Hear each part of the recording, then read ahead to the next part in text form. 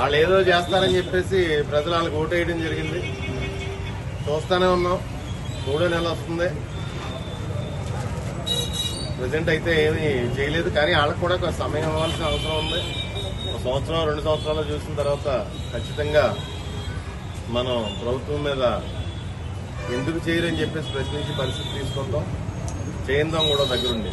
ఎవరు పెన్షన్లు తీసేసినా అందరూ కలిసి పోరాడదాం ఖచ్చితంగా. ఎందుకంటే అపోజిషన్లో ఉన్న నాయకుడు మంచి చెడ్డ ఉన్న నాయకుడు కాదు.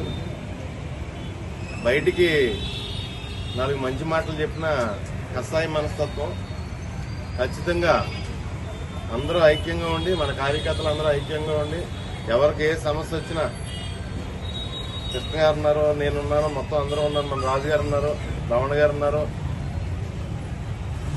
అందరూ ఐకమత్యంగా పోరాటం చేయాలని చెప్పేసి తెలియజేసుకుంటూ ఈరోజు మనం ఇక ఒక ఆఫీస్ ఒకటి మనం పెట్టుకోవడం జరిగింది. మంచి ఆఫీస్ ఇది, నూతన కార్యాలయం. ఖచ్చితంగా వచ్చినోళ్ళు కంపల్సరీ ఇక్కడ 10 నిమిషాలు గడపడానికి ప్రయత్నం చేయాలి. నేను కూడా ప్రతిరోజు సాయంత్రం 5 గంటల నుంచి అందుబాటులో ఉంటాను. ఇక్కడ 1 గంట 2 గంటలు అందుబాటులో ఉంటాను, ఊర్లో ఉంటుంది.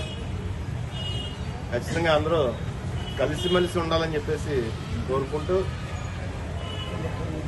అదేవిధంగా ఏ కార్యక్రమం ఉన్నా నేను అందుబాటులో లేకపోయినా కృష్ణ గారని, రమణ గారని, రాజు గారని,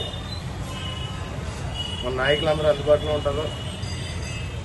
మనందరూ ఒక పార్టీ, అందరూ కలిసి మళ్ళీ కష్టించి మళ్ళీ పార్టీ మనం అధికారంలో తీసుకురావాలి రానున్న 5 సంవత్సరాల్లోనే.